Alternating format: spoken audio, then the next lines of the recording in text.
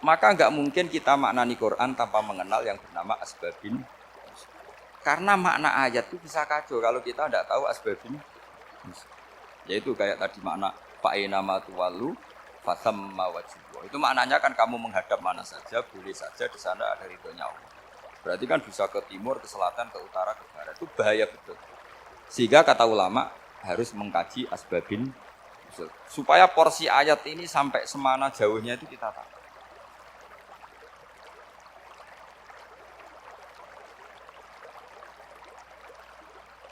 Dan yang dipakai di seluruh dunia, di semuanya, untuk ulumul Quran itu yang paling pokok pakai kitab Al-Itqan. Al-Itqan fi ulumil Quran, karangannya Imam Suyuti.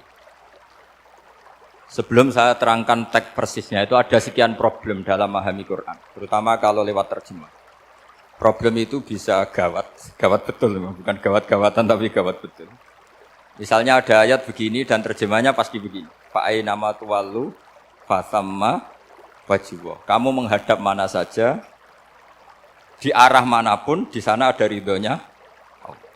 Itu kalau hanya pakai terjemah, tentu menjadikan kita sholat bisa menghadap ke timur, ke barat, ke utara, dan ke apa?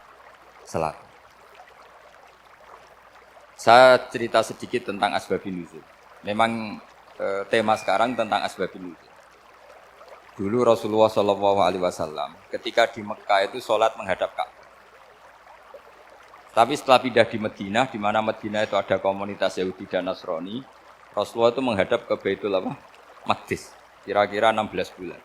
16 sampai 17 bulan. Semua riwayat itu kisarannya hanya 16 sampai berapa? 17 bulan. Sehingga orang Yahudi itu bilang begini, Muhammad ini baiklah, meskipun dia membawa agama baru, tapi kiblatnya masih ikut kita, masih baik kan. Setelah 16 bulan, Nabi diperintahkan Allah untuk menghadap ke Ka'bah. Fawal liwajhaka syatral masjidil haram. Maka orang Yahudi itu berontak. Berontaknya adalah kiblat mereka ditinggalkan. Cara berpikir orang Yahudi itu kiblat mereka ditinggal. Sehingga mereka bilang mawallahum an qiblatihim allati kanu 'alaiha. Apa yang menjadikan umat Islam berpaling dari kiblat Baitul Maqdis. Kemudian mereka provokatif betul. Ini perlu diperjelas. Provokatif. Bilang begini. Inna Muhammadan tahayyara fi din. Muhammad ini bingung dalam beragama. Sehingga habis ngomong A, ngomong B. Habis kiblat Ka'bah, kiblat Baitul Maqdis. Sehingga dalam banyak tarikh disebutkan peristiwa kiblat itu terbanyak melahirkan orang murtad. Orang yang keluar dari Islam. Gara-gara provokasi orang Yahudi, Muhammad tahayyara fi din. Muhammad itu bingung dalam menentukan pilihan apa? Beragama. Kemudian walhasil singkat cerita akhirnya Nabi itu madhep Ka'bah. Apa yang terjadi mukjizat itu adalah bahwa agama ini agama yang mewakili semua agama sebelumnya yang masih orisinil. Yaitu Nabi akhirnya berargumentasi Ka'bah adalah kiblat yang asli, yang lebih tua. Terus mereka tanya, buktinya apa? Dijawab oleh Quran, fihi ayatum bayyinatum maqamu apa? Ibrahim. Ka'bah bukti tertua adalah di situ ada makam Ibrahim. Makam itu jejak kaki. Ya, kalau bahasa Indonesia makam itu kuburan. Kalau dalam bahasa Arab makom itu jejak apa? Jejak. Sehingga diketahui oleh sejarah dibuktikan di situ ada jejak kaki siapa? Nabi Ibrahim. Sementara nisbatnya Baitul Maqdis itu adalah kepada Nabi Musa dan Nabi Harun. Yang ini adalah turunan dari Nabi siapa? Ibrahim. Hikmahnya apa? Begini, sebagai bukti bahwa Baitul Maqdis pernah menjadi poros Islam atau poros Tauhid, maka Nabi Muhammad pernah disuruh menghadap ke Baitul Maqdis. Buat inget-ingetan kalau ini pernah menjadi poros apa? Tahu? Tapi tetap tua-tuaan masih tua apa? Ka'bah. Kenapa tua Ka'bah tadi? Karena Ibrahim adalah Abul Anbiya, bapak dari para. Dan di situ ada jejak kakinya. Fihi ayatum bayyinatum maqam. Bukti itu belum cukup. Dibuktikan lagi bahwa Ismail kecil itu hidupnya di Ka'bah. Kita tahu sa'i bainas Shafa wal Marwah adalah karena Siti Hajar sedang mencari apa? Jadi ada bukti sekian, bukti empirik bahwa Ibrahim itu kiblatnya itu Ka'bah, bukan Baitul. Sehingga ada kata-kata fihi ayatum bayyinatum maqamu. Nah, tanpa ngerti asbabun nuzul, kamu akan mengartikan fa'ina ma tuwallu fasamma wajhu itu salah. Karena di situ kamu menghadap mana saja, maka di situ ada ridhonya. Maka para ulama memberi catatan, maksudnya begini, kamu menghadap kemana saja, asal itu yang diperintahkan Allah, maka di situ ada ridhonya. Harus seperti itu maknanya, disesuaikan dengan konteks asbabin nuzul. Tanpa seperti itu tidak bisa. Dan masih banyak lagi kepentingan tentang asbabin nuzul.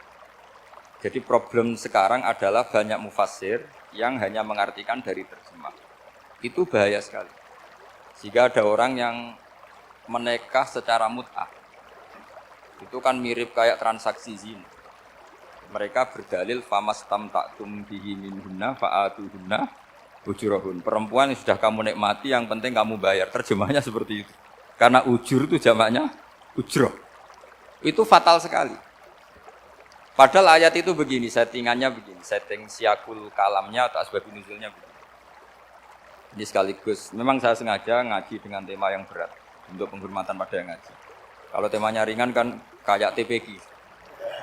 Jadi ini supaya gue keren-kerenan, ini ada doktor Pak Oni pernah dekan Fakultas Hukum. Jadi kalau saya nanti salah tinggal ditangkap saja, gampang kan? Tapi nangkap saya berurusan dengan Tuhan. Jadi kalau orang dekat Allah itu yang tanggung jawab itu Allah. Jadi dia bisa menang di kepolisian tapi kalah di hukum Tuhan. Berhadapan-hadapan dengan saya. Begini asbabun nuzulnya begini. Wal muhsanatu minan nisa yang awal juz 5 itu, ya kita santai aja. Yang awal juz 5 itu sebetulnya maktuf, diatafkan pada ayat hurrimat alaikum ummahatukum wa banatukum wa akhwatukum wa ammatukum wa kholatukum wa banatul akhi wa banatul ukhti. Jadi perempuan yang haram dinikah itu ada 7. Yang faktor nasab, yaitu siapa? Ibu, putri, saudara putri, bulik dari bapak, amah itu bulik dari bapak, kholah itu bulik dari ibu, keponakan dari saudara lelaki, keponakan dari saudara perempuan. Ini disebut haram karena nasab gen. Kalau orang Jawa bilang hanya 4 karena ngitungnya bulik baik dari bapak maupun ibu. Kalau orang Jawa bilang kan bulik terus keponakan dihitung 1. Padahal ada keponakan dari saudara lelaki, ada keponakan dari saudara apa? Perempuan, wabanatul akhi, wabanatul ukhti. Terus kedua, haram karena rodok. Kita tahu dalam hukum Islam rodok adalah sama dengan nasab. Jadi ibu yang pernah menyusui kamu berarti jadi ibu kamu. Dan saudara sepenyusuan berarti menjadi saudara kamu. Ini disebut wa ummahatukumul lati arda'nakum wa akhwatukum minar rodok. Terus ketiga, haram karena musoharoh, karena besanan. Jadi pagi ini misalnya saya nikah dengan Sri, bilang qabil tu nikaha wa taswijaha bil marhum madkur. Setelah nikah dengan Sri ini otomatis ibunya dia menjadi mertua. Otomatis haram saya apa? Nikah. Ini namanya haram karena musoh. Atau kamu punya anak Zaid. Zaid pagi ini akad dengan Sri. Berarti Sri adalah menantu Anda. Otomatis haram bagi Anda. Itu namanya haram karena musoh haram, karena bisanan. Itu yang disebut waroba apa haram-haram itu kan saat terus itu wa ummahatu nisaikum. Apa ibu dari istri-istri kamu.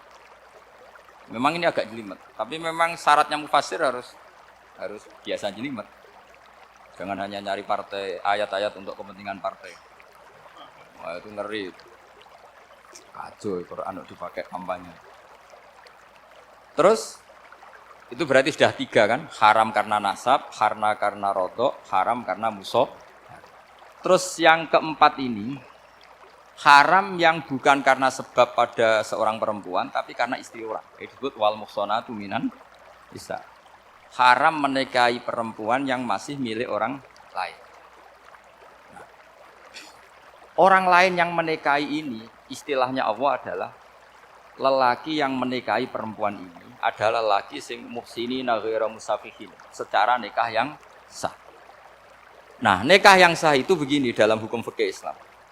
Saya nikah dengan Sri, kalau hanya akad, itu saya wajib bayar mahar hanya separuh. Jadi kalau saya janji bayar 1 miliar, berarti wajib bayar berapa? 500 juta. Kalau janjinya 100 juta hanya bayar 50 juta. Itu yang wajib bil akdi. Nanti wajib sepenuhnya nunggu bil jima. Kalau sudah hubungan intim baru wajib 100%. Jadi kalau ada di Jawa nikah dengan seperangkat alat sholat itu yang atasannya tok itu wajib karena akad. Nanti bawaannya nunggu setelah hubungan apa? Intim. Nah, ini hukum Quran bukan hukum saya. Makanya kan wa in talaqtumuhunna min qabli an tamassuhunna saat terus fanis huma faradtum. Hanya wajib bayar setengah. Nah, perempuan yang sudah diajak hubungan intim itu kata Allah fa'atuhunna ujurahun, maka wajib kamu bayar Jadi ayat itu tentang perempuan yang sudah dinikah, kita harus bayar berapa? Harus bayar penuh. Ini penting saya utarakan. Nah, problem kita sebagai orang Indonesia ini juga problem Pak On, problem semua kiai. Mahar di Indonesia itu nggak bisa dibahas di Quran karena keterlaluan, kecilnya itu keterlaluan. Saya ini kan kiai, sering ngakatkan tuh sampai bosan, seperangkat alat sholat itu ngawur sekali. Ini mbak-mbak harus nggak mau. Gitu. Saya provokasi minimal itu ya berapa? 100 juta berapa? Pantasnya berapa? Pantasnya berapa? 10 gram itu berapa nilainya? Kan 1 gram 500.000 baru 5. Ya sudah mendingan itu 10 gram. Quran itu bayangannya gini sambil latihan, yang hafal-hafal biar latihan. Jangan dapat beasiswa karena hafal tapi enggak jelas juntrungannya. Quran itu bayangannya gini, ini enggak mungkin Quran ini bisa dibaca di Jawa. Wa in aradtum mustibdala zaujim makana zauji wa ataitum ihdahunna qintaran fala ta'khudhu minhu syai'a. Jika kamu nikah sama seorang perempuan, kemudian kamu cerai, maka mahar yang sudah kamu berikan jangan ambil lagi. Karena mahar di Arab itu mahal, 100 juta, kadang mobil Alphard, kadang GMC. Sehingga setelah menceraikan tuh kebayang menarik. Kok enak, dulu saya memberikan itu kan dapat servisnya, sekarang sudah saya cerai, saya tarik. Kalau mahar di Indonesia kan seperangkat alat sholat. Jadi gak kebayang ada kalimat fala ta'khudhu minhu jangan ambil lagi. Kebayang ngambil aja enggak? Apalagi kalau nikahnya sudah 2 tahun kan sudah lusuh, sudah. Tapi kalau di Arab itu kebayang karena mahal. Makanya orang Arab suka nikah orang Indonesia karena murah. Jadi bahasa kintoron itu harta yang enggak ternilai. Wa ataitum ihdahunna kintoron. Yang enggak ternilai, mahal betul. Itu pernah saya hitung, ada yang mahar itu 400 juta, ya sekira segitu. Nah, makanya setelah dicerai, Allah memperingatkan setelah kamu kasihkan, ya jangan minta lagi. Kenapa kepikiran minta? Karena jumlahnya besar. Kalau di Indonesia kepikiran nggak minta. Nggak kepikiran, saking kecil. Seperangkat alat sholat, kadang 1 juta. 1 juta itu setelah hubungan intim, sebelumnya yang wajib hanya 500. Itu kan nggak kebayang. Makanya susah ngartikan Quran di Indonesia, kadang susah karena kadang terlalu. Itu pernah Sayyidina Umar radhiyallahu anhu pernah bilang begini, wahai para perempuan, mahar itu jangan mahal-mahal, kasihan para lelaki. Itu ada perempuan alimah ya, orangnya alim betul. Meskipun nggak pernah sekolah di UI, tapi alim itu. Itu usul langsung gini, ya Amirul Mukminin, laisa dzalika laka ya Amirul Mukminin. Waqad qala ta'ala wa ataitum ihdahunna qintaran. Kamu hanya seorang Amirul Mukminin, tidak berhak bikin aturan pembatasan mahar. Allah saja tidak batasi, kenapa kamu batasi?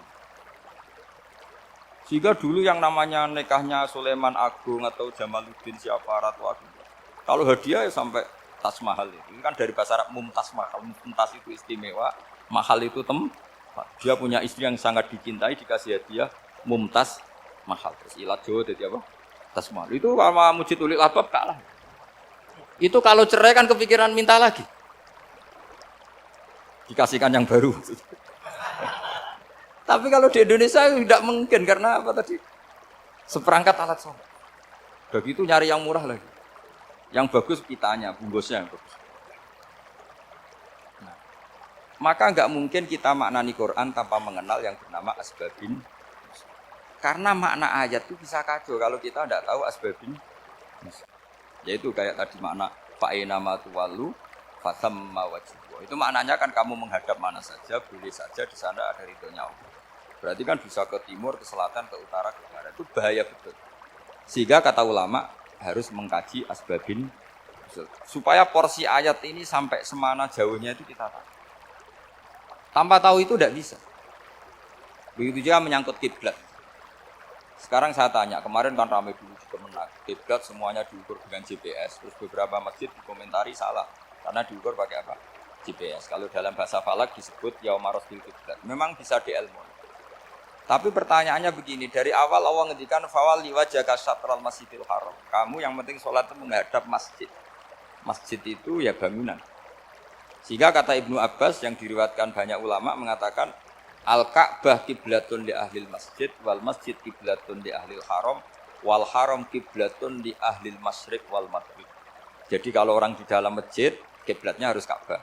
Di luar masjid kiblatnya asal bangunan Masjid Haram. Tapi di luar sini kayak di Indonesia boleh semua tanah. Kenapa begitu? Kata Ibnu Abbas karena Quran turun di lisanin Arabiyyin. Jadi kalau orang Jogja kalau mau ke Jakarta arahnya kemana? Barat. Itu sebetulnya ketika Anda ke barat itu persis Jakarta apa bisa saja pasnya itu Pangandaran. Tapi orang itu akan bilang kalau ke barat ya ke Jakarta. Meskipun presisi Anda tepatnya di Pangan. Nah kiblat seperti itu, asal orang menghadap ke barat, itu orang sudah bilang ke nggak usah sedetail misalnya harus pas Ka'bah. Saya pernah debat sama tim ahli Kemenak.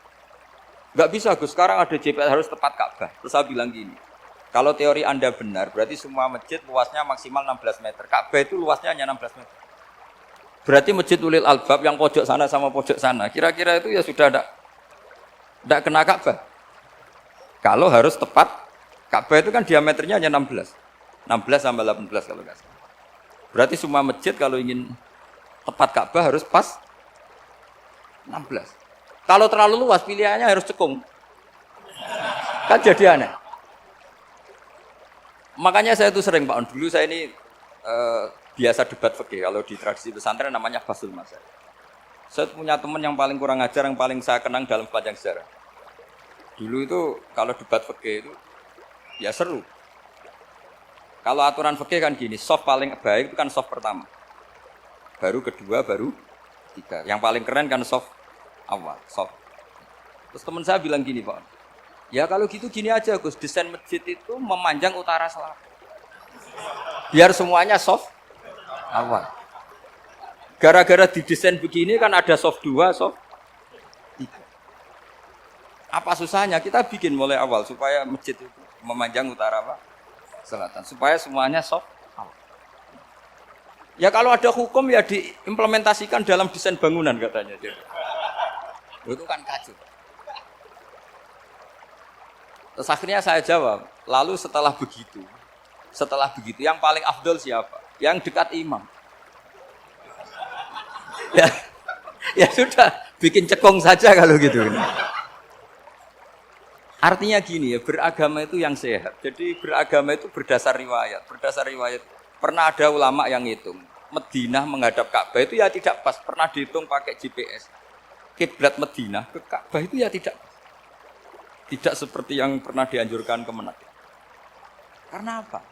Agama ini ngikuti bilisanin Arabiyyin. Seperti jenengan gini. Semua ini istilahnya apa? Menghadap Gus Bah. Padahal ada yang agak sana, agak sana. Semuanya ngaji sama siapa Gus? Ya sudah. Istilahnya bertatap muka. Memangnya kita benturan. Ini bahasa. Jadi seperti ini semua namanya apa? Berhadap. Padahal ada yang agak samping, agak samping. Ka'bah juga gitu. Sebenarnya tidak se-ekstrim yang dibayangkan orang-orang. Cuma kalau bisa tepat, ya kita harus tepat. Tapi tetap saja tidak perlu 16 apa? Fa'aina ma tuwallu fathamma wajhullah. Itu artinya menghadap. Menghadap itu menghadap arah. Makanya Allah tidak dawuh fawal liwajhaka nahwal Ka'bah, tapi fawal liwajhaka syatrul masjidil haram. Jadi ini penting saya utarakan supaya kita familiar dengan istilah-istilah Quran. Istilah Quran itu gampang sebenarnya. Kalau kita kaji itu problem kita tidak pernah mengkaji. Jadi semuanya asing. Kalau kita mengkaji itu gampang sekali. Saya punya sekian cerita betapa pentingnya mengkaji Quran. Harun Ar-Rasyid itu dinasti Bani Abbasiyah. Itu pinter sekali. Ada seorang ustadz yang agak ekstrim. itu datang ke Harun ar-Rasyid, ya Amirul Mukminin, inni nasihun laka famusaddidun alaik. Fala tajidanna alayya fi nafsika syai'an. Saya mau nasihati kamu, tapi saya mohon jangan masukkan dia. Karena nasihat ini penting. Tapi saya akan keras, vulgar, akan keras, kritik saya akan keras. Karena Anda sebagai Amirul Mukminin tidak betul. Apa kata Amirul Mukminin Harun ar-Rasyid? Uskut ya Ustaz. Bagian riwayat uskut ya jahil. Kamu itu Ustaz bodoh, tidak usah banyak omong. Terus ditanya, kenapa saya bodoh? Terus dibacakan ayat faqula lahu qaulal layyina la'allahu yatadzakkaru aw yakhsha. Inna Allaha ta'ala qad arsala man huwa khairun minka ila man huwa syarrun minka. Wa ma'a dzalika qala ta'ala faqula lahu qaulal layyin. Allah pernah menugaskan seorang yang lebih baik ketimbang kamu, yaitu Musa dan Harun. Musa dan Harun adalah seorang nabi. Kepada orang yang lebih buruk ketimbang saya, yaitu Fir'aun. Itu saja etikanya faqula lahu qaulal layyin. Kamu kalau ngomong yang halus, yang baik, yang berperadaban, kok kamu sama saya mau kasar? Akhirnya ustadznya ternyata pinter kamu. Yes, pinter aku. Jadi semudah itu. Allah itu menugaskan orang yang lebih baik ketimbang kamu, yaitu Nabi Musa. Kepada orang yang lebih buruk ketimbang saya, yaitu Fir'aun. Itu saja ada etikanya. Kok kamu sama saya mau tambah etika? Mau main kasar hanya karena kamu merasa nasihat Anda benar? Jadi gampang sekali memahami Quran. Tapi lagi-lagi memang bagi ahlinya. Tapi ini saya bantu supaya sampean jadi ahli apa? Quran. Meskipun ngajinya sebulan sekali. Sudah sebulan sekali tidak punya kitabnya. Sudah. Jadi ulama dulu kalau belajar Quran itu gampang. Saya berkali-kali cerita. Yang kitab saya baca di rektorat namanya Sajaratul Ma'arif. Itu kalau cerita bikin judul itu enak sekali. Babuna fil ibad bikullil bilad. Bab seseorang di mana saja hidupnya harus bermanfaat. Terus dalilnya itu hanya mengutip makalahnya Nabi Isa, wa ja'alani mubarakan ainama kuntu. Ciri utama seorang nabi apa? Saya di mana-mana adanya berkahi orang, jadi berkah bagi orang lain. Maksudnya tidak jadi problem bagi orang. Artinya kamu hidup entah di Jogja seperti Pak Ono orang Jember, saya orang Rembang. Hidup di Jogja manfaat, di Jember ya manfaat, di mana-mana. Saya pernah di Korea seminggu ya manfaat. Saudara kita TKI yang di Korea ya manfaat, di sana bikin masjid, bikin apa. Karena ngendikane Allah menceritakan Nabi Isa siapa? Wa ja'alani mubarakan ainama kuntu. Saya adalah orang yang di mana-mana berkah. Artinya manusia eksistensinya harus seperti itu, hidup di mana saja. Gampang sekali mahal. Pernah Imam Syafi'i ditanya, kalau kamu nggak kehilangan air atau nggak ada air di satu daerah, cari-cari dulu sampai nggak ketemu. Setelah nggak ketemu air, baru kamu boleh tayam. Imam Syafi'i ditanya, apa dalilnya harus mencari dulu? Kalau nggak ada air ya langsung tayamum saja. Kenapa harus nyari-nyari dulu? Jawabnya Imam Syafi'i itu gampang sekali. Qala ta'ala falam tajidu ma'an. Kemudian kamu tidak menemukan, di mana-mana tidak menemukan setelah mencari. Kalau belum mencari namanya tidak tahu.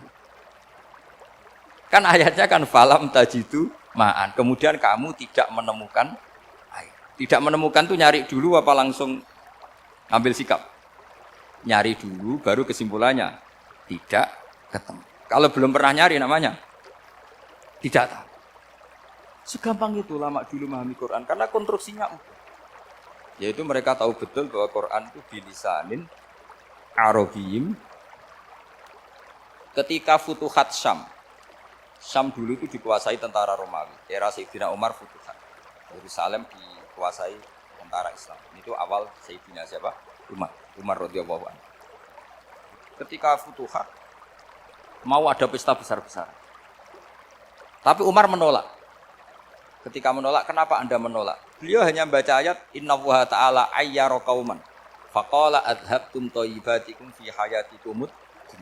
Allah itu mengkritik satu komunitas kaum yang zaman di dunia menghabiskan semua kenikmatan. Maka kita tidak perlu syukuran besar-besaran. Jangan-jangan jatah kita di akhirat kita habiskan di dunia. Adhabtum thayyibatikum fi hayatikumud. Semudah itu. Semudah itu ulama. Rasulullah pernah dahar, pernah makan. Makan karena 3 hari gak makan, cara di Indonesia gak makan nasi, gak makan daging, sudah lama sekali.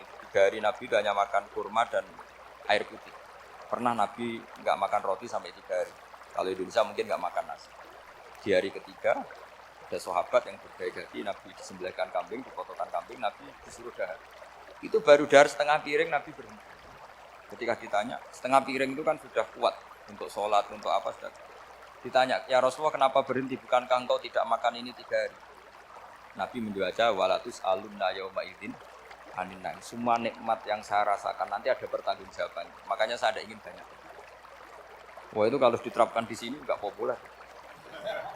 Makanya saya tahu gayanya ngaji Quran itu nggak siap dengan konsep-konsep Quran ini. Jadi segampang itu orang itu. Nah karena apa ya itu tadi? Mereka tahu asbabun nuzul. Quran itu diturunkan dalam konteks apa? Lafadz ini arahnya kayak apa? Mutlak muqayyadnya kayak apa? Muhkam mutasabihnya kayak apa? Nasah mansuhnya kayak apa? Nah sedikit saya cerita ini mungkin contoh terakhir supaya agak lama-lama, nanti bingung kalau lama. Yang bingung ya saya, bingung cara memahamkan. Jadi kalau guru itu kan bingung cara memahamkan, kalau murid bingung cara memahami. Gak tahu tingkat kebingungannya sama. Kalau guru itu bingung cara memahamkan, kalau murid bingung cara. Jadi ini pertemuan 2 kelompok bingung. Yang satu bingung cara memahamkan, yang satu bingung cara, kalau orang ekstremis bingung cara merusak suasana, itu enggak benar. Ada loh, Rasulullah itu nabi, itu paling pusing yang ngadepi orang-orang yang ekstrim. Karena apa? Cara berpikir itu lompatannya itu enggak tertib. Jadi nabi itu cara berpikir itu kecerdasan nubuah, sementara orang ekstrim cara berpikir itu kecerdasan nafsu, bukan kecerdasan manusia. Kalau manusia masih baik, nafsu. Misalnya begini, kalau dalam tradisi nubuah itu, saya dengan Pak Anu berteman lama, mulai tahun 2000 berapa. Itu kalau Pak Anu bertamu ke saya, harusnya tidak usah tak kasih makan. Karena sudah dekat. Tapi kalau kenalan baru itu dikasih makan, disangoni. Jadi Nabi itu perilakunya agak unik. Akhirnya ada orang yang cara berpikir itu dangkal. Ya Rasulullah ini tidak fair. Yang iman lama tidak diservis, yang iman baru diservis. Cara berpikir Nabi begini, orang Ansor itu kan sering memberi Nabi. Perjuangannya Nabi ditopang orang apa? Ansor. Donatur lah, kira-kira orang Ansor itu donatur. Donatur itu keren. Karena donatur itu artinya al-yadul ulya khairum minal yadis. Sehingga ketika Nabi sudah menguasai negara, menguasai Mekah Madinah, sudah futuhat, itu orang Ansor tetap enggak diservis. Yang diservis Nabi itu orang-orang baru masuk Islam, disebut wal mu'allafati qulubuhum atau Islam mu'allaf. Ada 1-2 orang yang protes, tentu yang enggak pinter. Tukang protes pasti tidak pinter. Wong iskal-iskalnya sendiri, otaknya enggak sampai-sampainya sendiri, orang lain disuruh jawab. Makanya di sini tidak ada tanya jawab, nanti iskal-iskal kamu sendiri, bingung-bingung kamu sendiri, saya disuruh jawab. Berarti Gus Pak enggak mau ditanya, ya memang enggak mau karena tadi jawab sendiri aja, nanti pinter sendiri, kapan-kapan pinter sendiri. Akhirnya tanya begini, cara tanya gini, ya Rasulullah, ini enggak fair. Orang sudah Islam lama setelah negara terbuka milik Anda, setelah kita menang, setelah kita menguasai negara, tidak kamu servis. Sementara yang baru Islam kamu, Nabi itu bertanya senyum-senyum, rileks saja. Lama-lama tambah ekstrim pertanyaannya. Kata Umar, ya Rasulullah saya beri izin untuk membunuh orang ini. Umar itu pikirannya karena mangkel lo Nabi. Nabi jangan. Kalau kamu bunuh, nanti apa kata orang banyak? Inna Muhammad dan yaktulu ashabah. Dikira Muhammad membunuh sahabatnya sendiri. Nabi masih mendengar, komplainnya masih mendengar. Lama-lama Nabi memberi penjelasan. Kamu ini orang Ansor. Kamu biasa memberi saya, memberi dana perjuangan. Memberi itu hebat. Saya tidak ingin menurunkan grade Anda. Grade sebagai pemberi, berarti kelasnya elit. Sekarang menjadi penerima. Itu tidak bagus. Itu betapa Rasulullah ini namanya kecerdasan nubuah. Kalau orang biasa memberi, biar memberi saja. Supaya dia tetap heroik, tetap patriotik, tetap keren. Karena mentalnya pemberi. Jangan sampai dari mental memberi, kemudian mentalnya peminta. Jadi kalau Pak On jadi tim suksesnya Pak Jokowi, dia tidak minta-minta. Kalau dulu kampanye, ya kampanye saja. Biar memberi terus gak pernah minta. Meskipun akhirnya ya gelong. Tapi Nabi dulu didik gitu. Jadi orang Ansor itu gak pernah diservis. Padahal jasanya kayak gitu. Supaya kelasnya tetap kelas elit. Yaitu pemberi, penanggung jawab. Nabi gak ingin orang Ansor turun grade menjadi penerima. Orang-orang yang cerdas nubuah menerima konsep Nabi seperti itu. Lo tanya sama Pak On, saya dadani terjemahan UI itu puluhan tahun sama Pak. Itu beliau ke kontrakan saya ke rumah beliau. Tidak pernah berharap apa. Saya sangat tertutup. Bukan apa-apa ya, kalau ingin memberi saja. Kontribusi saya pada Al-Quran. Saya tidak kepikiran mendapat. Supaya heroik. Tapi orang-orang yang cerdas amatir tadi, ini nggak fair. Wong yang memberi lama kok dapat servis sedikit. Nah, sekarang itu problem zaman akhir sudah mulai seperti itu. Nah, orang ini namanya Dzul Khuwaisirah. Ini yang nanti punya anak turun Khawarid. Khawarid itu orang yang ibadahnya hebat, tapi cara berpikir tentang nubuah salah. Orang lagi Khawarid itu orang yang ibadahnya hebat, tapi cara berpikir nubuah salah. Nubuah itu unik. Nubuah itu cara berpikir tadi. Apa ya? Melihat sesuatu yang benar biar benar terus. Yaitu tadi, mental memberi itu ya biar memberi terus, tidak usah di-share. Maka ketika Abu Bakar jadi khalifatul Rasulullah, itu ada sistem kepegawaian. Itu gajinya Umar yang sudah Islam lama, gajinya Abu Bakar yang sudah Islam lama. Itu sama Abu Sufyan sama, padahal Islamnya Abu Sufyan baru setelah Fathu Mekah, kira-kira baru setahun. Terus diprotes sama orang-orang, ini Islam lama kok gajinya sama Islam yang baru setahun kok sama. Kata Abu Bakar, fadha'iluhum indallah. Mereka punya kelebihan Islam lama itu indallah. Nanti balasannya biar surga. Kalau di dunia sesuai profesinya. Artinya profesi kalau penjaga kantor ya berapa, kalau dosen berapa, pokoknya ya sudah. Dan itu diterima oleh sahabat. Semuanya nerima konsep itu. Era Umar agak dibalik. Abu Sufyan kira-kira gajinya 1 juta, yang lainnya yang menangi Nabi mulai awal gajinya 10 juta. Ditanya, ya Umar, kenapa ini jadi rubah seperti kebijakan Abu Bakar, tidak seperti Abu Bakar? Jawabnya Umar lucu. Fawwah la usawwi baina man qatala Rasulullah wa baina man qatala ma'a Rasulillah. Demi Allah saya tidak akan pernah menyamakan orang yang dulu merangi Rasulullah yaitu Abu Sufyan dengan orang sing selawase derekno Rasulullah yaitu Sayyidina Ali dan sebagainya. Ini penting. Artinya ketika gajinya orang saya seperti Ali radhiyallahu anhu itu tinggi itu bukan karena lamanya Islam, tapi karena lamanya iman. Jadi mulai dulu ijtihad itu ada, dan dulu dia biasa saja. Karena tadi ada kecerdasan nubuah. Saya ulang lagi, ada kecerdasan apa? Sekarang itu kecerdasan tomak atau kecerdasan nafsu. Itu kalau sampai ngaji kitab tasawuf, itu bab bakhil itu tidak ada. Menurut kitab tasawuf, medit itu tidak ada, kikir itu tidak ada. Yang ada itu tomak. Tomak itu berharap dikasih orang lain. Sampean pernah enggak bilang kalau artis-artis di Jakarta kikir? Enggak pernah kan? Karena kamu enggak pernah ingin diberi. Tapi kalau kamu punya pacar karena kenal enggak pernah ditraktir, oh pacar saya kikir. Karena kamu ingin diberi. Pernah enggak kamu hukumi orang lain kikir yang enggak kenal? Padahal enggak pernah memberi kamu. Apa Kak? Karena kamu enggak pernah ini. Coba sekarang kamu saya tanya, ini latihan cerdas. Definisi kikir itu apa coba? Enggak pernah memberi kamu kan? Artis-artis Jakarta, tokoh-tokoh nasional pernah enggak memberi kamu? Enggak kan? Tapi enggak pernah kamu vonis kikir. Karena kamu enggak pernah tomak. Tapi pacar kamu, kok amin ditraktir terus? Atau istri kamu, atau mertua kamu, kok enggak ngasih warisan, kamu bilang kikir enggak? Sebabnya kikir betul apa karena kamu tomak, berharap? Tomak. Maka di kitab tasawuf itu enggak ada bab kikir, yang ada bab tomak. Karena asal usul menvonis orang kikir itu karena tamak. Maka jangan banyak kenal orang, nanti banyak hukum kamu. Sombong juga gitu, di tasawuf itu enggak ada bab sombong. Karena orang hukumi orang lain sombong itu karena kamu ingin dihormati. Ada orang enggak kenal, terus lewat saja enggak tanya kamu bilang sombong enggak kan? Tapi kalau kenal, oh sombong betul, kenal enggak tanya kan gitu. Jadi tasawuf itu sisi unik dari khazanah Islam. Makanya di tasawuf itu enggak ada kritik terhadap kikir. Ya tentu kikir itu buruk, pasti ya kikir itu buruk. Tapi enggak perlu dikritik. Jangan-jangan yang salah kamu. Wong kenal Pak On di PPAI terus ingin jadi sekretarisnya. Terus ingin kenal Pak Jokowi ingin jadi menterinya. Nanti kenal rektor ingin jadi pegawainya. Ketika enggak diturutin bilang Pak Rektor kikir. Tapi orang lain ya Kak pernah berharap. Mungkin enggak menvonis Pak Rektor atau Pak On ini kikir. Enggak kan? Berarti vonis kikir itu status orang itu apa enggak kesampaian niat kamu? Memang agak jelimet ilmu tasawuf itu, tapi itu unik. Itu bagian dari khazanah apa? Islam. Makanya Rasulullah itu sering isti'adzah minta perlindungan wa min toma'in fi ghairi matma'in. Ya Allah, saya tidak ingin berkeinginan yang tidak layak. Karena semua dunia ini dimulai dari keinginan. Coba kamu protes negara itu karena apa? Ingin makmur, sejahtera tanpa kerja. Sehingga nyalakan menteri keuangan, menteri ini itu.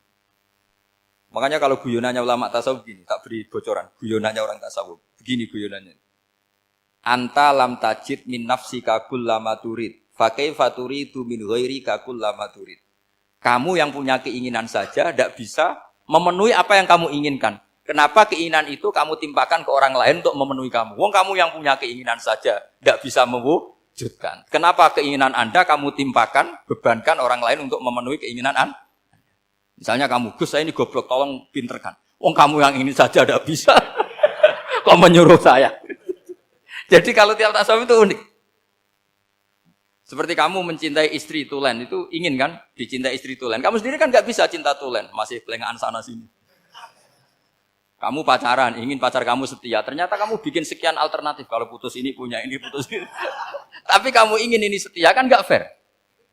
Makanya guyonanya orang tasawuf itu, anta lam tajid min nafsika kullama turid, fa kaifa turidu min ghairika kullama turid. Gampang tuh apalane, pokoknya ratrit gitu aja gampang. Jadi kamu yang punya keinginan saja tidak bisa memenuhi. Kok orang lain disuruh memenuhi. Sehingga orang tasawuf itu malu betul. Misalnya saya kok ingin Pak On takdim sama saya itu kurang penggawean. Kalau saya ingin ditakdimi saya menakdimi diri saya sendiri. Makanya berbahagialah orang yang ngilu terus saya ganteng sendiri ya Allah. Saya kaya sendiri. Menunggu orang lain bilang kamu kaya itu repot. Menunggu orang lain bilang kamu hebat itu, ya sudah bilang aja, ya Allah saya hebat, ya Allah saya ganteng, ya Allah saya cantik. Daripada menunggu orang lain bilang apa? Cantik. Jadi ilmu tasawuf itu unik. Jadi kalau fikih itu yang dikritik itu kikir. Kalau tasawuf enggak toma. Karena orang yang kamu vonis kikir itu jangan-jangan tidak kikir, tapi mementingkan yang lebih penting. Misalnya ada teman yang tidak pernah naktir kamu, ternyata punya ibu sakit, uangnya dianggarkan untuk ibunya yang sakit, atau anaknya sekolah, atau keluarganya masih butuh biaya, ya, sehingga sama teman dia kikir. Hakikatnya kikir apa mementingkan yang penting? Tapi kamu karena gak pernah ditraktir menvonis kikir. Ini pelajaran, jadi makanya yang dianteni ilmu tasawuf itu tamak tadi kalau dalam bahasa Indonesia, bukan kikir. Karena vonis kikir itu akan disematkan orang yang tidak kesampaian hajatnya. Pokoknya bapak saya itu, keluarga kiai itu ajarannya itu. Yang penting jangan berharap dari orang lain. Ini Pak On saksinya, saya dulu benahin terjemah itu nggak pernah ingin diperlakukan seperti ini. Yang ngaji aja. Karena pikirannya keluarga kiai itu sederhana. Kalau ngamal ya ngamal saja. Ngamal itu heroik. Makanya buyut-buyut kita semua ini kan pahlawan semua.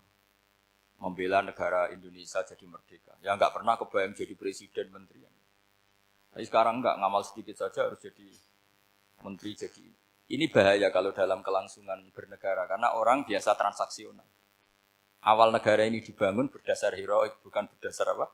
Transaksional. Tapi sekarang orang akan membiasakan itu. Apa-apa itu transaksional. Ini tidak bagus untuk kelangsungan bernegara. Apalagi kelangsungan beragama.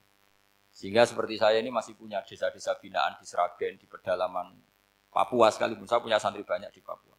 Itu kalau cerita itu unik-unik. Itu mau Jumatan, itu enggak ada orang 40. Sudah datang setengah 12. Itu datangnya 3 jam. Di situ mau ketemu santri 3. Semua, karena ya akhirnya mereka tanya gini, Pak. Pertanyaannya itu lucu. Gus, boleh enggak Jumatan orang 3? Secara fikih Syafi'i kan harus orang 4. Kemudian mereka tak bilang, buat sholat duhur saja. Mereka enggak mau. Wong Jumat-Jumat kok duhur.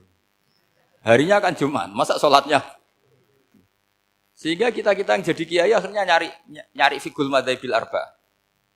Nyari fikih madzhab 4. Ternyata Imam Malik membolehkan orang 6.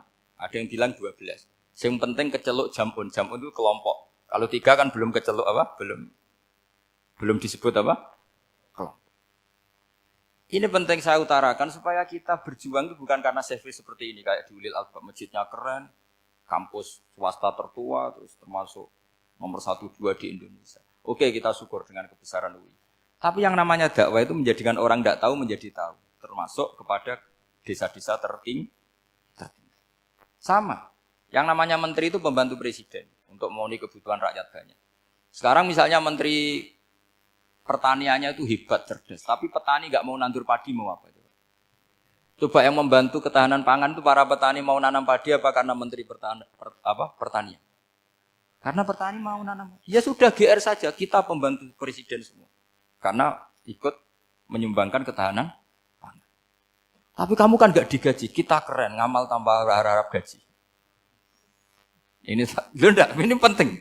Supaya Anda itu nggak hati kecil gitu.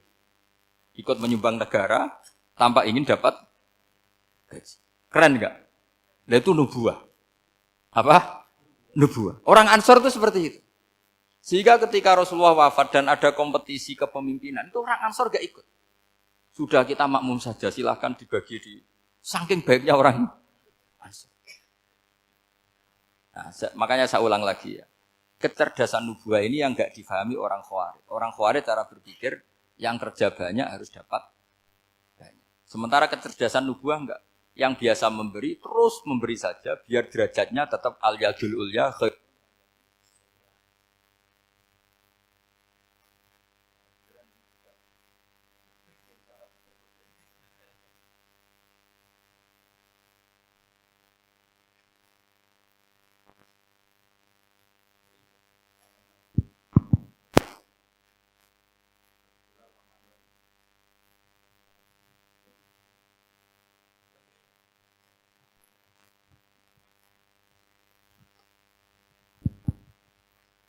Bismillahirrahmanirrahim. Ini saya baca supaya dapat berkahnya ulama-ulama dulu. Karena ini dikarang oleh ulama yang dipakai rujukan seluruh dunia. Begini, qala Ibnu Taimiyah, ma'rifatu sababin nuzuli yu'inu ala fahmil ayat. Jadi mengenali asbabin nuzul itu membantu memahami secara benar ayat itu. Karena tadi kalau ayat itu dipotong, itu maknanya bisa kacau kayak tadi famastam ta'tum bihi minhunna fa'atuhunna ujuruhun. Kalau diterjemah itu kan mendukung kawin mut'ah. Kalau terjemahnya saja perempuan siapa saja yang pernah kamu nikmati, yang penting kamu bayar. Itu kan aliran sesat dan menyesatkan. Itu konteks asbabun nuzul tidak seperti itu. Perempuan yang sudah menjadi istri kamu, seorang lagi perempuan yang sudah menjadi istri kamu, jika sudah kamu hubungan intim, maka maharnya harus dibayar penuh. Tapi kalau belum hubungan intim, maharnya hanya wajib separuh. Fanis suma farotum illa ayafuna au ya'fualladzi biyadihi uqdatun nikah. Tapi tadi kalau di Indonesia gimana Gus? Ya itu yang repotnya. Maharnya itu tadi mukena atasan dan apa? Bawahan. Wah kacau kalau di Indonesia. Sehingga kita bingung kalau dalam logika Arab kan gitu. Bayangannya kalau cerai, kata Allah fala ta'khudhu min syai'at. Harta yang sudah kamu berikan ke istri jangan diambil lagi. Sampai dilarang ngambil tuh karena jumlahnya banyak sehingga kepikiran ngambil. Kalau di Jawa enggak usah dilarang sudah tidak akan ngambil karena rukuhnya sudah lusuh. Itu susahnya baca Quran di Jawa. Karena dari awal maharnya terlalu apa? Kecil. Terus beliau Imam Suyuti termasuk di sini menyontohkan yang pasti salah kalau difahami yaitu tadi ayat apa itu fa inama tuwallu fastamanawa wajib. Jadi beliau terus meringatkan betapa pentingnya mengenali asbabin nuzul. Karena asbabin nuzul itu gampang. Saya ulang lagi, asbabin nuzul itu gampang. Gampangnya begini ya, kan ada satu peristiwa. Misalnya begini, Rasulullah itu kan mengkritik penuhanan Lata dan Uzza. Berhala-berhala itu dituhankan, dikritik sama Rasulullah. Kemudian mereka begini, karena mereka biasa personifikasi Tuhan. Muhammad, kalau Tuhan itu tidak Lata Uzza dan itu terbuat dari batu, lalu Tuhan Anda itu dari apa? Amin fiddotin audhabin, lalu Tuhan Anda ini dari emas apa dari perak? Karena mereka enggak bisa membayangkan Tuhan tanpa dipersonifikasi. Terus Allah menurunkan qul huwallahu ahad, Allahus somad, lam yalid wa lam yulad wa lam yakul lahu kufuwan ahad. Karena otaknya mereka sudah begitu, yang namanya Tuhan itu harus dipersonifikasi. Makanya saya kemarin di Korea seminggu, cerita yang paling unik gini Pak On, ada bos Islam, ada bosnya TKI yang baik. Mereka mengizinkan pekerjanya sholat. Bareng sholat tuh diingeti ke atas ke bawah, kok enggak ada arcanya. Sehingga setelah sholat dibilang, Apa saya berikan berhala sekalipun? Karena nggak kebayang ada orang sholat kok tanpa berhala, tanpa Tuhan. Yang kamu sembah itu mana? Kok nggak ada? Apa tak belikan? Jadi unik. Nah teman saya yang satu unik lagi, dia termasuk pegawai Garuda yang derekno saya ke Korea itu orang pegawai Garuda. Dia karena orang kaya biasa ke Eropa kemana-mana itu. Singkat cerita dia sholat di mall karena nganggep Korea itu sudah negara maju kayak Eropa. Setelah sholat di mall pas asar itu, security-nya nelpon polisi. Pak polisi di sini ada ritual teroris. Jadi kalau menamakan sholat itu ritual teroris. Jadi artinya apa? Ritual-ritual yang kita lakukan itu macam-macam cara pandang. Orang ateis itu kan Cina kan Korea itu kan ya Cina lah, Korea, Jepang, RRC itu kan sipit. Itu ya yang namanya ibadah sembahyang ya harus ada patungnya atau ada arcanya atau ada benda-benda. Orang Islam kan nggak ada sama. Makanya mereka itu kok bisa? Problemnya kita, saya ulang lagi, ini problemnya. Problemnya kalau ada itu ya repot. Begini misalnya, ini masih tentang asbabun nuzul. Ini contoh terakhir, tentang masih asbabun nuzul. Umar radhiyallahu anhu, sahabat Umar itu kalau mencium Hajar Aswad itu sambil gedumel. Tidak berdoa, tapi gedumel. Masyhur. Itu ada di Bukhari. Alim tu annaka hajarun la tadurru wa la tanfa. Walau la anni ra'aitu Rasulullah qabbalaka ma qabbaltuka. Saya tahu loh. Nyium Hajar Aswad dicium, tapi sambil gedumel. Saya tahu loh, kamu hanya batu, enggak mandoroti, enggak manfaati. Kamu jangan GR, saya cium itu jangan GR. Kalau saja saya tidak melihat Rasulullah mencium kamu, maka saya ada sudi nyium kamu. Dah gitu aja. Terus itu tiap nyium Hajar itu tidak doa. Kalau kamu kan enggak minta kaya, minta macam-macam. Kalau Umar malah gitu. Nah, kenapa demikian? Itu ada asbabun nuzulnya. Umar itu saksi sejarah. Ketika Rasulullah Fathi Mekah, Nabi kan tawaf terus mencium Hajar. Itu di belakang masih banyak orang kafir. Kebetulan Umar masih di sana. Sudah Islam Umar, tapi dia di belakang. Dengar orang-orang kafir, Muhammad itu tua aneh. Katanya melarang nyembah batu. Ternyata dia nyembah batu. Jadi Nabi nyium Hajar Aswad itu dikira nyembah. Katanya ngelarang nyembah batu, tapi dia kok nyembah batu. Karena Nabi mencium Hajar Aswad. Nah karena untuk menghilangkan stigmasi itu, Umar tiap nyium Hajar Aswad ngomong gitu. Ada kan ada sound system, mungkin jadi sound system. Supaya jelas bahwa penciuman ini bukan karena menyembah. Artinya mudah sekali kenapa Umar ngomong gitu. Karena asbabun nuzulnya seperti itu. Coba kalau kamu tidak tahu asbabun nuzul. Umar maksudnya gimana? Gak doa, gak apa kok malah ngomong gitu kan. Tapi kalau kamu tahu asbabun nuzul Umar itu yang mendengar komentar orang sama ketika kita tawaf itu kan 3 pertama kan kita lari-lari kecil. Itu ceritanya juga gitu. Rasulullah itu hidup di Medina. Terus diterkenalkan miskin. Medina itu kota wabak, kota penyakit, endemik. Dulu Medina, Yasrib itu kota endemik. Sehingga kata orang kafir-kafir Mekah, yaji ulihadal bait kaumun qad wahanat huma Yasrib. Nanti akan datang satu komunitas kaum yang sudah lemas karena kena penyakit TBC dari Yasrib. Nabi dengar itu makanya terus bilang ke para sahabat, tunjukkan kalau kamu kuat dengan cara lari 3 kali. Terus pakai pakaian yang kelihatan maco, yaitu yang dipakai lelaki-lelaki. Bahunya dikelihatkan. Nah, setelah Rasulullah wafat, Umar menggantikan beliau setelah Abu Bakar. Umar bilang gini, sebetulnya tawaf seperti ini, yaitu lari pertama 3 putaran pertama lari dan memperlihatkan pundak seakan-akan orang maco itu sudah enggak perlu. Karena alasan itu sudah tidak ada. Tapi ini tinggalan Rasulullah, maka jangan rubah ya tetap seperti ini. Akhirnya meskipun sudah tidak ada alasan tadi menjawab stigmasi orang kafir, tetap tawaf seperti itu. Jadi memang agama itu unik. Kadang kita harus tahu alasannya, tapi alasan itu kalau menjadi mahatul hukmi, pijakan hukum sah. Misalnya kamu terus bilang gini, ya berarti tawaf sekarang bebas, gak perlu seperti itu. Kan alasan itu sudah tidak ada. Nah di sini pentingnya riwayat. Riwayat itu begini, logikanya sudah enggak ada, tapi kaifiah itu, cara itu masih kita terus. Dan itu memang, saya ulang lagi, harus tahu asbabun nuzul. Saya beri contoh ya misalnya, wa idza darabtum fil ardi falaysa 'alaikum junahun an taqsuru minas sholat. Terus ayat di mana? In khiftum ayyaftinakumul ladzina kafaru. Jika kamu pergi dalam keadaan takut ditangkap orang kafir atau takut diculik orang kafir, maka kamu boleh mengqashar sholat. Itu jelas ada ayat in khiftum ayyaftinakumul ladzina kafaru. Jika kamu takut diculik orang kafir.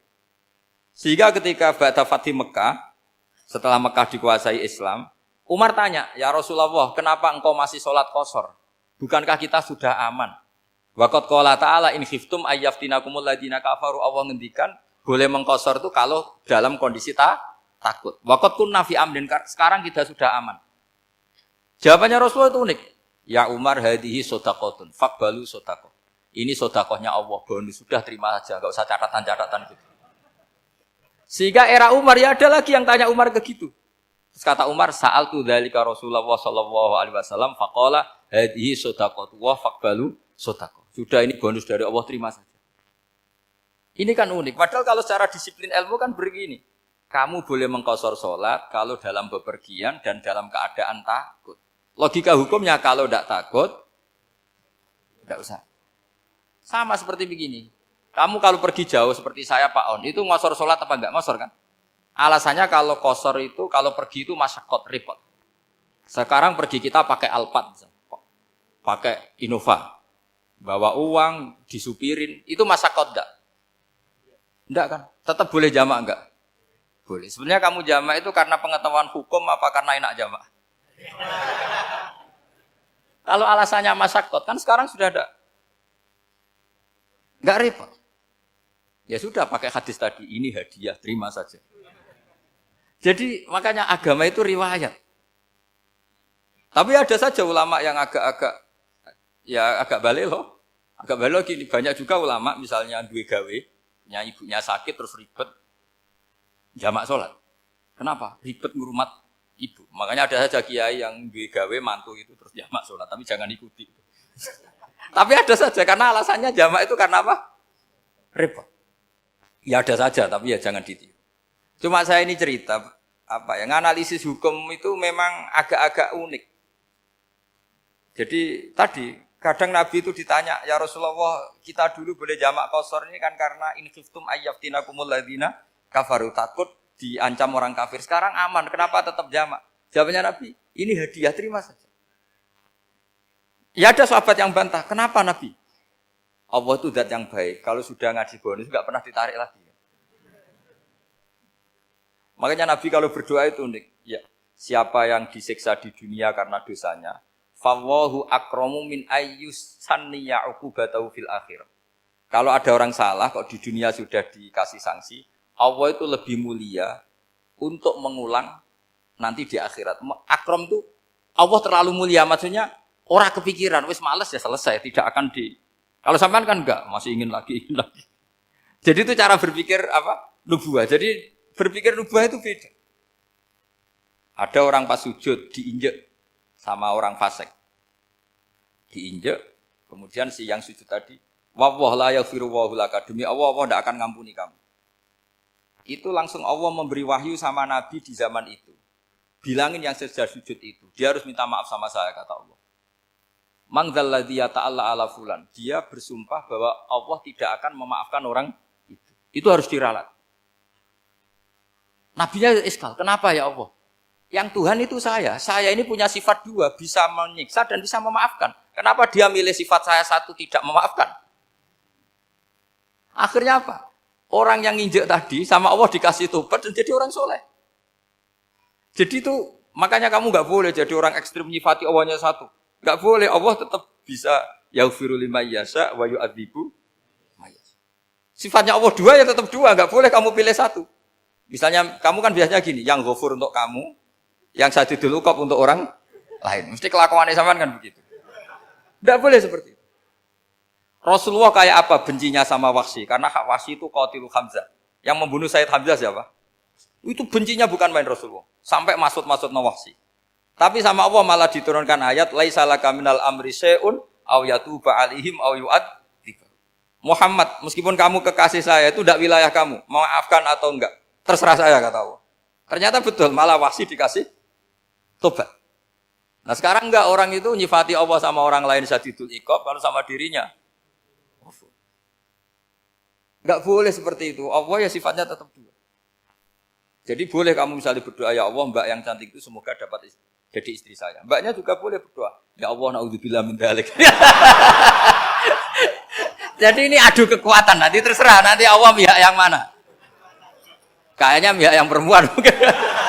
Karena kasihan kan kalau cantik dapat orang apa? Jelek. Saya tuh andaikan boleh fatwa fikih, yang saya haramkan tuh orang jelek dapat orang jelek. Karena kasihan anak-anaknya, tahu-tahu jelek banget. Jadi itu kan kasihan itu. Jadi dalam Islam itu seperti itu. Jadi apapun benci kita sama musuh kita, Allah bisa saja memperlakukan musuh kita secara baik. Karena Allah itu yaghfir. Tetap kita harus sifati Allah yaghfiru liman yasha wa yu'adzibu. Jangan karena kita benci seseorang seakan-akan Allah sama dia pasti yu'adzib. Pasti menyik.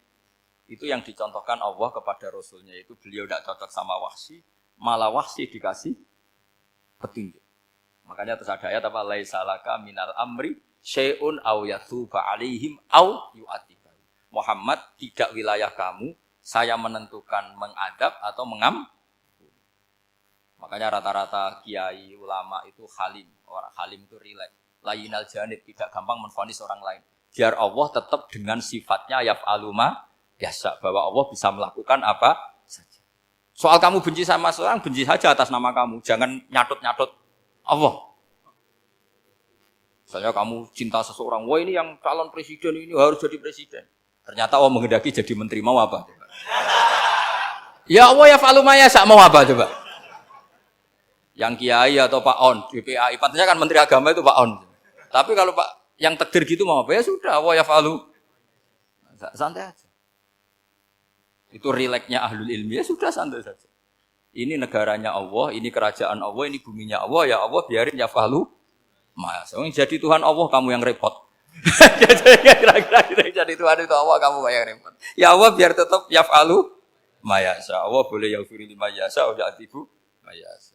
Saya kira demikian. Assalamualaikum warahmatullahi wabarakatuh.